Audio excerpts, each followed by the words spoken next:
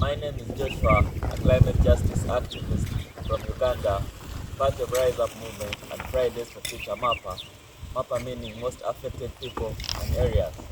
Uganda is a country in the eastern part of Africa and it's affected by climate change.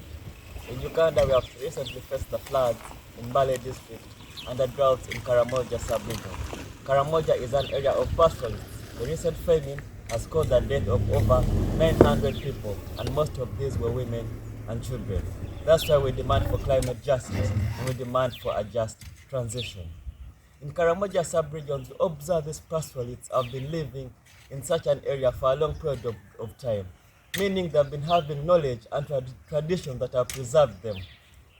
Building a sustainable future for them, it's important that we consider their knowledge, we consider their transitions, and we consider their ways in drafting solutions.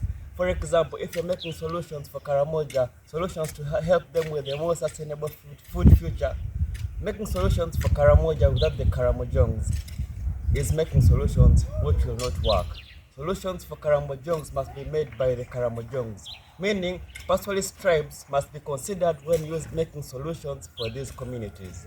Right now in Uganda, in Karamoja sub-region, solutions which don't consider their tradition, solutions which don't consider their knowledge will be obsolete.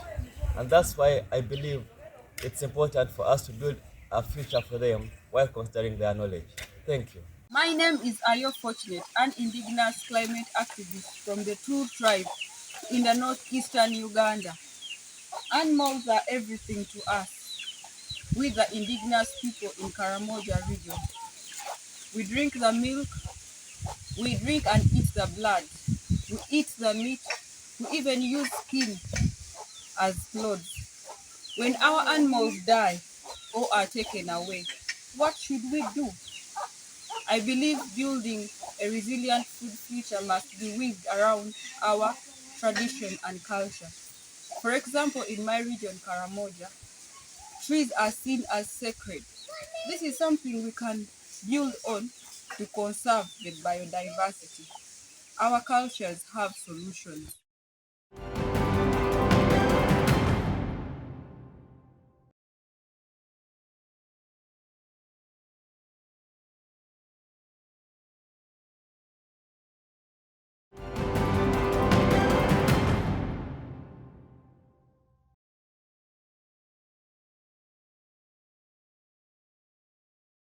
My name is Fatmata Binta. I'm the founder of Fulani Kitchen Foundation. The foundation is focused on promoting our sustainable culinary traditions and also preserving it. Big part of our work is promoting fonio. So what we do, we collect fonios from rural areas in the north of Ghana. Women are growing it already. So what we do, we partner with them and then collect. And the goal is to process, package, and distribute locally and internationally. We started this foundation in 2018, but deeply in 2019. And the reason why I decided to formalize it was during COVID. I was traveling a lot, going to these communities, because a big part of my work is also visiting rural areas for inspiration for my Dine on the Mat project, which is it's a nomadic traditional restaurant. And I realized that these women, as much as they are, going by day to day, and most times I go there, they inspire me so much. They teach me new recipes, sustainable traditional methods, but they are also faced with issues day to day. And I wanted to collaborate with them in a more meaningful way. It didn't feel right to me to go in and out and not pay attention to the challenges they are facing. So our foundation is going to focus on tackling the issues they face on a day-to-day basis.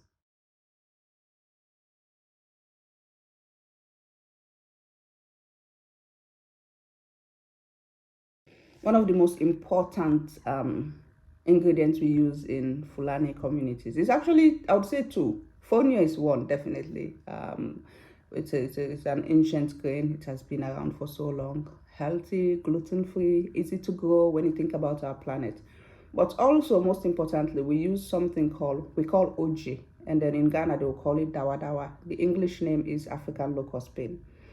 It's very high in umami, actually has the highest umami in the world, but with a very funky smell. So most people don't like the smell. But it's something we use, you find in any community you walk into, you'll find it. So most times they will sun dry it and then they will spice it up with either smoked fish or anything. It's simply used as a flavoring ingredient. Sometimes even directly without cooking it, they'll just add it on plain rice with palm oil. It's a special ingredient.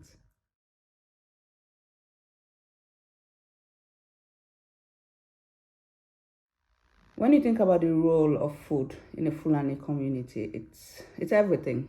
It's everything. These communities don't have extracurricular activities aside the chores um, in the home. So mostly it's cooking. Cooking is a big part of it. Women are always leading, the kitchens. They are always doing something. It's either they're sitting under a tree, peeling the beans, or peeling the red chilies, or preparing the dawa dawa. It's always something that has to do with food. And in these communities, they cook actually 3 times a day. That's how serious they take food. And it's a big role in terms of connecting people if they are meeting for any ceremony, whether be it burial, naming ceremony, weddings. Food is a big part of our culture. It's how we tell stories. It's how we welcome people into our homes, because we are very hospitable people. So food is the easiest form of sharing for us. Love, community. We believe it builds the social structure of the home and family. So we take it very seriously.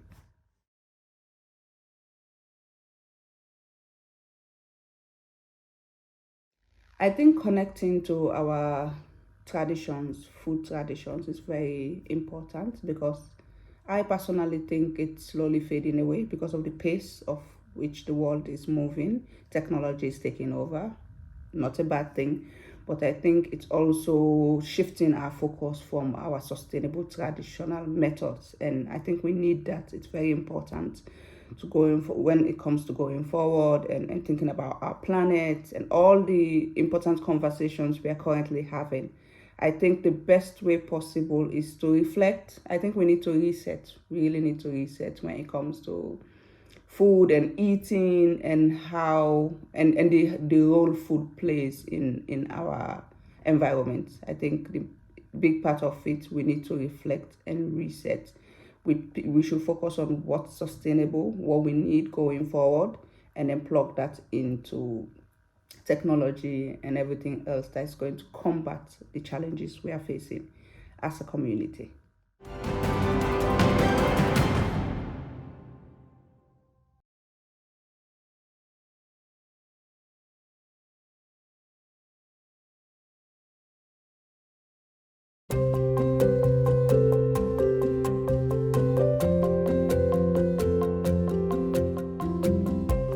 My name is Eva Makandi, commonly known as Kandi, from Kenya. I'm one of the GLF's Forest Restoration Stewards of 2022, and I'm a founder of a community-based organization called Light on a Hill organization. My project first is called Save Mama Earth Project program, and it's really based on mainly on education, that is children, educating them, because as a person, I believe in the great hope that lies with children, and them actually growing up with the knowledge, with the wisdom of why nature should be conserved, why the forest should be restored, why we should take care of the forest, why we should take care of the environment, why I should not litter, why I should be kind to wildlife, why should all those things. There's hope, because there'll be a generation now that really is so keen to being kind to the environment, and those small steps, I believe, will wholly come to really great the change we're all trying to see for our planet. Yeah.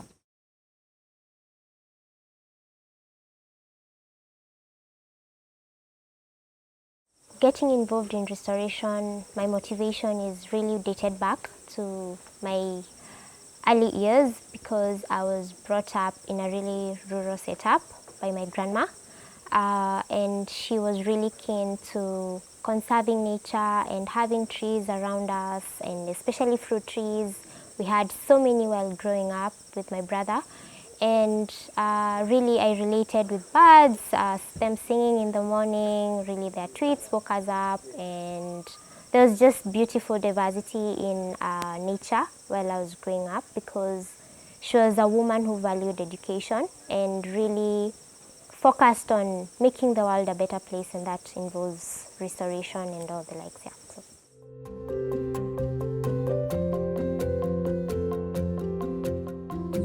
What I really hope to achieve is more stewards.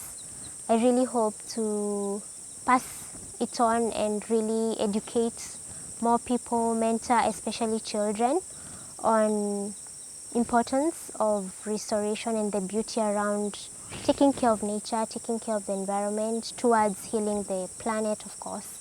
And really that's my really greatest hope, that I have more people join me, and because we go further when we work together. So yeah, that's my really great hope, to really educate especially children, as many as I can, to the best level that they really love conservation and restoration. Definitely challenges have been a couple. The greatest one was finding the real buy-in in the community, because for some reason they really did not relate with conservation, and they never felt the urgency that I talked about to them on why we should plant more trees and grow them, why we should not litter, and really that was one of the greatest challenges I experienced.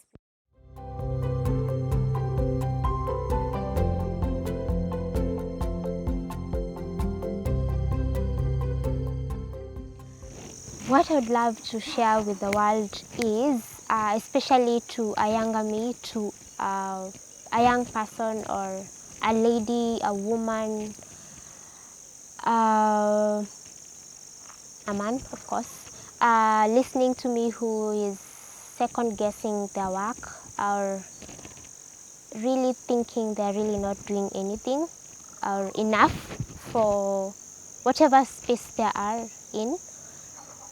That is all it takes, that first step. It all adds up at the end of the day. That one person who you make say thank you, you make smile, those small things actually are all that matter in this world. So don't really feel the pressure society maybe sometimes has on us, social media, that you need to reach 1 million people so that you feel accomplished or the likes. And you are doing a wonderful job. Hang in there. Please don't give up on yourself. It always gets better. So hold on and keep doing what you do best.